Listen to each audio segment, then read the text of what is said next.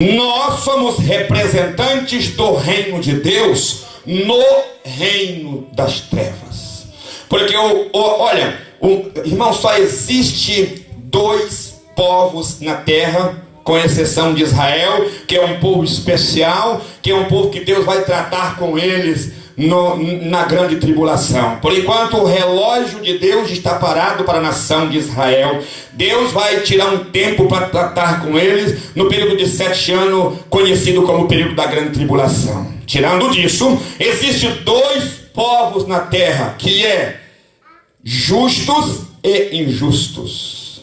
O profeta Malaquias diz o seguinte: então vereis outra vez a diferença entre o justo e o ímpio.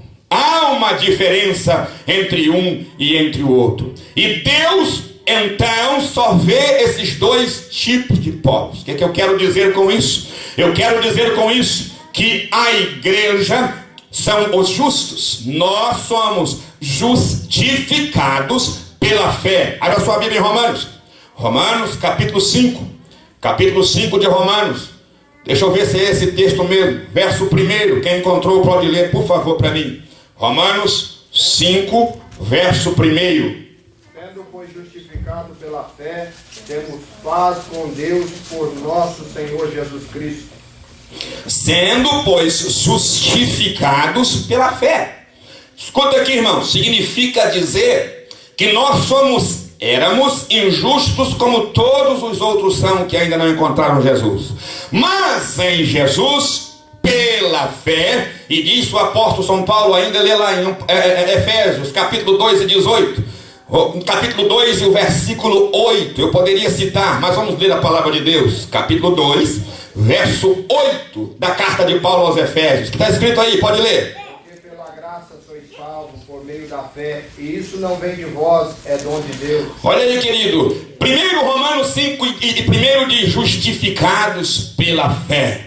Agora Paulo diz: pela graça sois salvos por meio da fé. Isso não vem de vós, é dom de Deus. Pela fé, irmãos, nós alcançamos a nossa justificação em Cristo Jesus.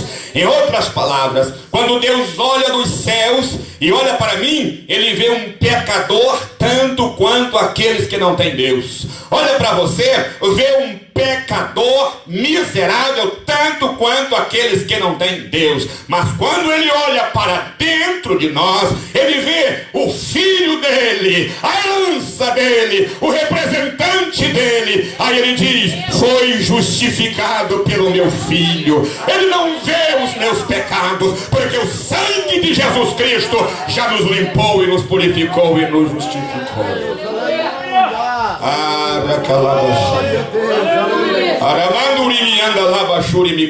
Aí está a diferença entre o justo e o ímpio, entre o que serve a Deus e aquele que não serve.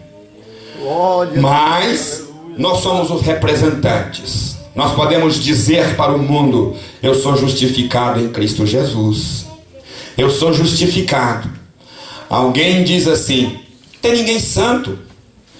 Lá no nosso interior de Minas Gerais, né? Lá em Minas Gerais tem de tudo, né? Lá no interior de Minas Gerais tem alguém que diz assim: comedor de arroz com feijão não tem direito, não pode dizer que é salvo. Não pode eles que não conhecem a palavra de Deus. Mas a Bíblia diz em Romanos capítulo 16 que o Espírito do Senhor testifica com o nosso Espírito que nós somos o quê? Filhos de Deus. E se somos filhos de Deus, irmão, você quer ver uma coisa? Olha a posição dos filhos. João, vai lá em 1 João. 1 João capítulo 3. 1 São João capítulo de número 3. Vamos entender o que é ser filho de Deus. 1 João capítulo 3, lê para mim o versículo 1, 2 e o versículo 3, pode ler. Olha aí. Nos tem concedido o Pai que fôssemos chamados filhos de Deus. Por isso o mundo não nos conhece, porque não conhece a Ele. Amados, agora somos filhos de Deus, e ainda não é manifesto o que havemos de ser, mas sabemos que quando Ele se manifestar, seremos semelhante a Ele, porque assim como é, o veremos. E qualquer que nele tem esta esperança purifica-se a si mesmo, como também ele é. Olha que coisa linda. Amados, eu gosto muito dessa expressão do apóstolo João. Ele disse assim: amados, agora. Esse agora, irmãos, é uma expressão de tempo. Significa dizer que antes nós não era. Antes nós não éramos filhos.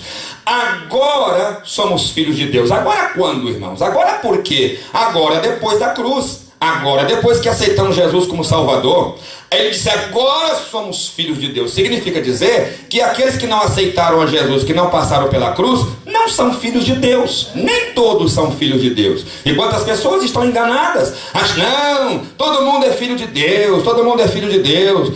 Sim, mas nós somos filhos em Cristo Jesus, porque fomos adotados. Mas éramos filhos, perdemos a posição de filho no Éden com o pecado. Mas, irmãos, o Senhor nos justificou em Cristo Jesus. Somos justificados pela fé. Por isso, nós somos chamados de justos. Justos por quê? Porque o Filho de Deus morreu no meu lugar, morreu no nosso lugar.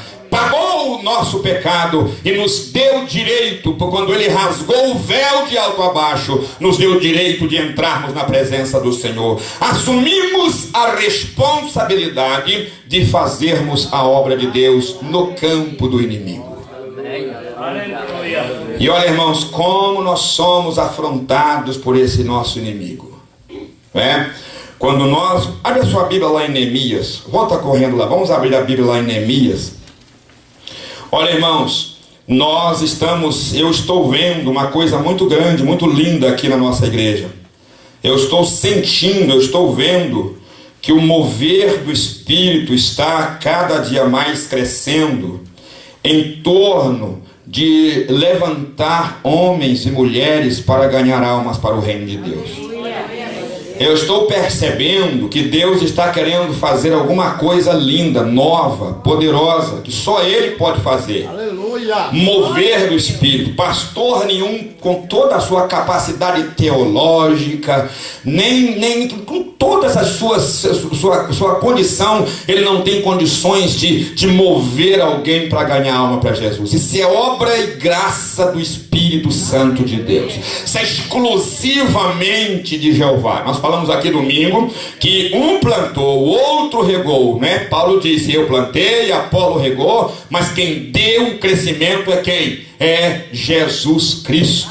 Portanto, a obra de Deus é feita através do Espírito Santo. E quando a igreja começa a levantar, eu comecei a dizer no início e parei de propósito, para mostrar aos irmãos que a igreja é um gigante, que muitas das vezes vive adormecida. É muito, em particular, nesses últimos dias em que nós estamos vivendo. E enquanto... O que é um gigante, irmãos? Um gigante, no ponto de vista nosso, da nossa visão, da nossa visão ocular, um gigante, suponhamos que chega um homem perto de nós de 3 ou 4 metros de altura, um gigante. Olha, você se torna, um gafanhoto, a linguagem bíblica. Você se torna uma formiga. Você vê que você não tem nenhuma condição de vencê-lo. Portanto, um gigante representa força, representa capacidade, representa garra e representa poder fazer alguma coisa.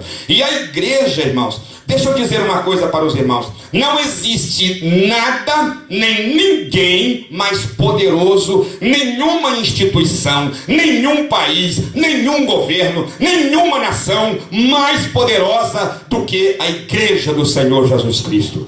Não existe. Se pode chamar todos os governos do mundo e reunir todos os governos, todos os exércitos e lutar para parar a igreja. Não vai conseguir, porque a igreja é o povo mais poderoso que existe na terra. Agora você sabe o que acontece? É que nós, a igreja, não sabemos a força que nós temos. Nós não sabemos, ou se sabemos, não queremos usar, ou se não queremos usar, alguma coisa acontece. O fato é que nós temos tanto poder, que diz a minha Bíblia, que a oração de um justo pode muito em seus efeitos. Um justo orando faz coisas extraordinárias. E muitas vezes a igreja não conhece a força que ela tem. Mas quando essa igreja desperta, irmãos, quando o vento de Deus começa a soprar na igreja, quando o vento de Deus começa a trazer na igreja, e que a igreja começa a levantar a cabeça e olhar e ver, ei, eu posso mudar essa situação, eu posso fazer isso, eu posso fazer aquilo, e já começa a querer se levantar, a querer andar, a querer caminhar, a querer se posicionar. Não pense você que não vai levantar alguém para parar você e tornar você no anonimato outra vez.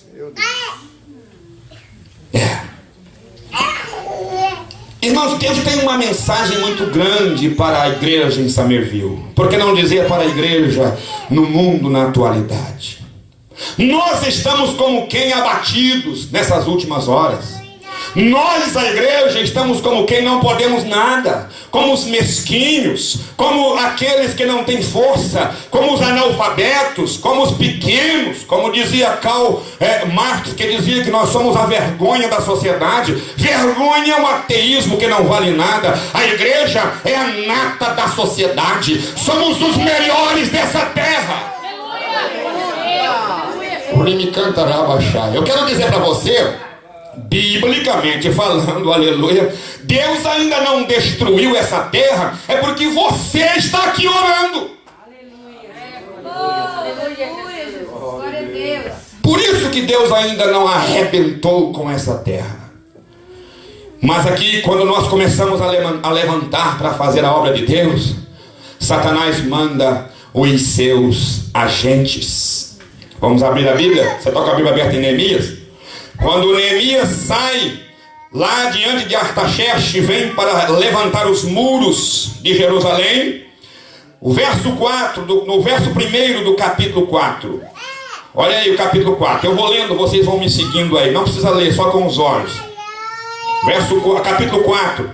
Tendo Sambalá ouvido que edificávamos o muro, ardeu, se acendeu em ira e se indignou muito e se escarneceu dos judeus.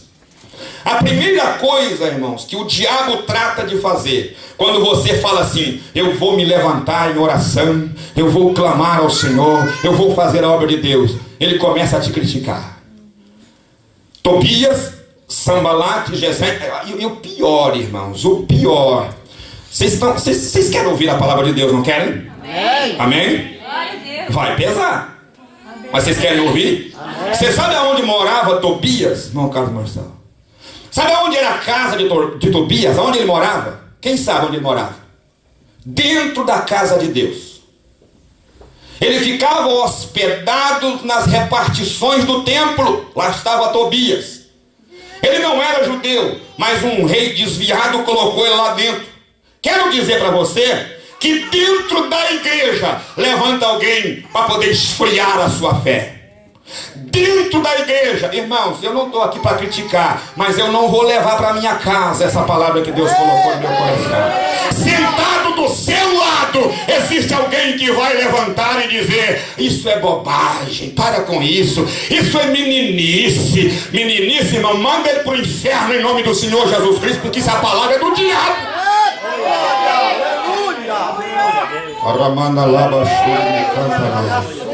Quando alguém começa a se levantar, irmãos, provoca a ira do diabo. Olha aqui, olha aqui. Provoca a ira de Satanás. Tendo Sambalat ouvido que edificávamos o muro, ardeu-se em ira. É assim mesmo, irmãos. Quando você começa a se levantar, não pensa você. Tem alguém, irmão Edson, que quando começa a fazer a obra de Deus, irmão, escuta aqui, isso é uma verdade. Tem alguém que quando começa a fazer a obra de Deus, quer elogios. Ah, o pastor tem que me elogiar. Ah, irmão fulano de tal precisa me elogiar. Aí se alguém chega e fala alguma coisa contrária, vou mexer com isso não, a gente está lutando, a gente está